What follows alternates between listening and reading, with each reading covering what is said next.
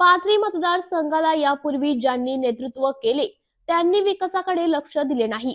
आता आमदार राजेश विटेकर यांना विधानसभेत पाठवा। या मतदारसंघात 4000 कोटी रुपयांची कामे करून कायापालट करून टाकल्याचं आश्वासन उपमुख्यमंत्री अजित पवार यांनी मानवत येथील सभेला सांगितले। यावेळी अजित पवार म्हणाले, संत साईबाबा यांच्या भूमीच्या विकास आराखड्याकरिता आपण अर्थमंत्री या नात्याने पैसे देऊन पाथरीचा कायापालट करून तीर्थक्षेत्र नरसिंह पोखरणी पर्यटनाचा दर्जा देऊन तसेच पैठणच्या जलाशयातून लाभ क्षेत्रापासून कोसो दूर राहणाऱ्या 54 गावांना सिंचनाकरिता पाणी उपलब्ध करून देऊन गोदावरी नदीवरील बंदराच्या पाण्यातून पिण्यासह सिंचनाचे प्रश्न मिटू, अन्य विकास कामी मार्गी लावू असं आश्वासन दिले। यासाठी चांगले काम करणाऱ्या नेतृत्वाला संधी द्या। राजेश विटेकर हे विश्वासू नेतृत्व आहे। समाजात जनसामान्यामध्ये एक नव तरुण चेहरा म्हणून आपण ज्यांना पाहतो असे राजेश दादा विटेकर यांना विधानसभेत पाठवा। राजेश विटेकर हे विधानसभेत गेल्यास ही विकास कामे मार्गी लागतील असं आव्हान राज्याचे उपमुख्यमंत्री अजित पवार यांनी मानवत येथील सभेमध्ये बोलताना सांगितले। लोकनायक न्यूज करिता प्रतिनिधी कविता राहुल धबाले, परभणी। आमदारांची सत्ता होती। काँग्रेस, राष्ट्रवादी काँग्रेस आणि शिवसेना उद्धव ठाकरे साहेबांच्या नेतृत्वाखाली काम करत होती। मग किती कामं या मतदारसंघात झाली? बहुतेक जण म्हणतात काही कामं झाली नाही। आपण लोकप्रतिनिधी कशा करता निवडून देतो? पाठपुरावा करण्याकरता, जनतेचे प्रश्न सोडवण्याच्या करता, सातत्याने जनतेशी जनसंपर्क साधण्याकरता निवडून जायचं आणि परत लोकांच्याकडे डोकून बघायचं नाही, अशा प्रकारचा लोकप्रतिनिधी नसावा। आज इथं मात्र परिस्थिती वेगळी आहे। आता एक तरुण राजेशच्या रूपाने प्रतिनिधी दिलेला आहे। राजेशला त्याचे वडील उत्तमराव विटेकर हे देखील या भागात आमदार म्हणून निवडून गेलेले होते। माझा त्यांचा परिचय होता। मी गेले 30-35 वर्ष समाजकारण राजकारण करतो।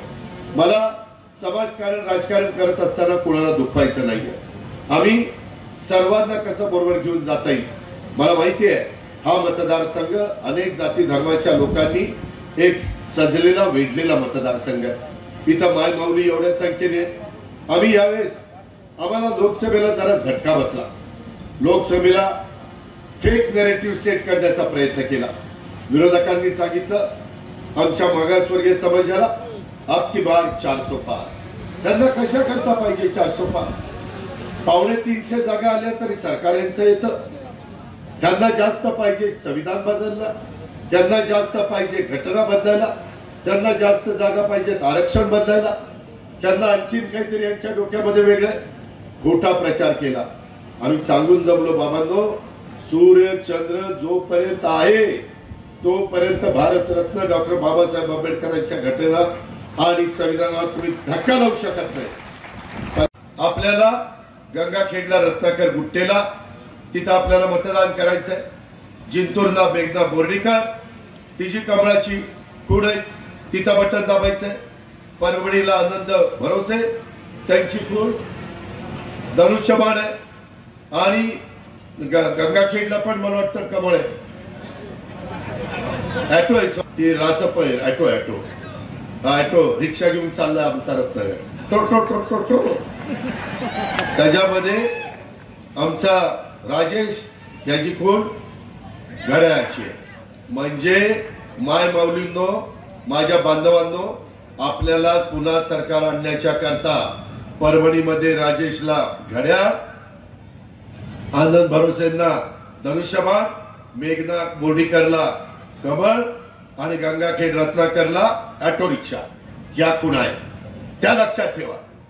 त्याला बटन दाबली त्या भागामध्ये की सरकार आपलं येणार। सरकार आलं की तुमच्या योजना चालू। एवढ्यावर आम्ही थांबलो नाही। कांदा लोकनायक न्यूज